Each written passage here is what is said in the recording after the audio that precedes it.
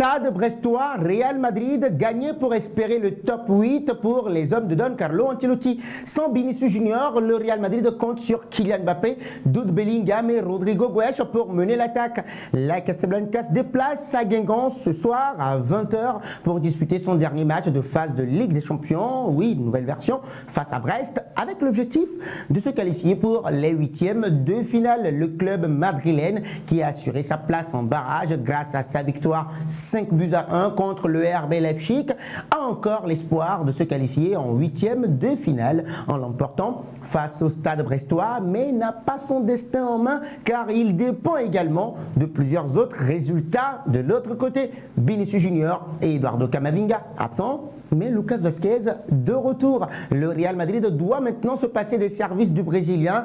Vinicius Junior suspendu, on le sait tous, après avoir récolté son troisième carton jaune face au RB Salzbourg à la suite d'une contestation qui n'était pas du tout importante. Mais Los Blancos ont démontré justement qu'ils savent s'adapter à l'absence du joyau brésilien en s'imposant largement contre le Real Valladolid CF, victoire 3-0 et lui des Las Palmas, victoire 4-1 en Liga espagnole, pendant que Vinicius Junior purgeait sa suspension de 2 matchs. Eduardo Camavinga est également absent du groupe du Real Madrid. Le milieu de terrain international français a été victime d'une lésion musculaire au biceps fémoral de la jambe gauche lors du 16e de finale de la Copa del Rey face au RC Celta Vigo, victoire 5-2 après prolongation. Il est actuellement toujours en phase de reprise malgré ses absences de taille, il faut le préciser. La bonne nouvelle est le retour de Lucas Vazquez. Beaucoup ne seront pas d'accord, il est suspendu contre le RB Salzbourg la semaine dernière,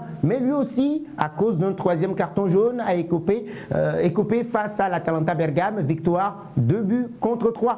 Améliorer maintenant la rigueur défensive, continuer le show offensif du côté du Real Madrid qui a beaucoup montré de lacunes défensives sur le plan défensif lors de cette phase de Ligue des Champions. Les joueurs de Don Carlo Ancelotti ont encaissé au moins un but à chaque rencontre. Au total, la Casablanca a pris 12 buts en 7 journées, soit quasiment 2 par match en moyenne. Thibaut Courtois, qui est présent en conférence de presse d'avant-match, a d'ailleurs mis en évidence l'axe de progression du Real Madrid dans ce domaine-là, le côté défensif. Et il a dit ceci en conférence de presse d'avant-match: je vois que l'équipe est consciente de l'importance de bien démarrer. Nous devons soigner nos entames car nous compliquons les matchs de manière insensée, selon lui.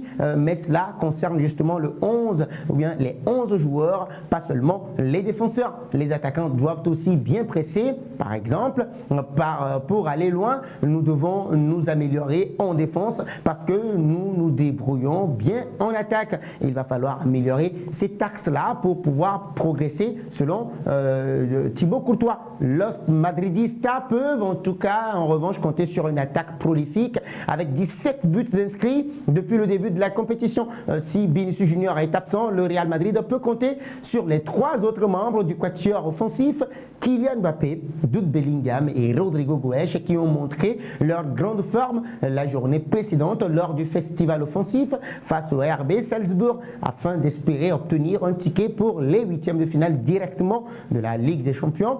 Le Real Madrid doit être plus rigoureux défensivement et continuer d'être aussi efficace en attaque comme à son habitude et justement face au Roudourou de Guingamp, domicile des joueurs d'Eric Roy pendant les joutes européennes, étant donné que leur stade habituel, Francis Leblé, n'a pas été homologué par l'UEFA. Et donc oui les amis, on reste concentré sur ce match-là pour que le Real Madrid puisse l'emporter. On nous envoie des ondes positives. Stade brestois, Real Madrid, les amis, gagner pour espérer le top 8 de la Ligue des Champions. Les amis, quels sont vos pronostics? Vous nous les donnez dans les commentaires.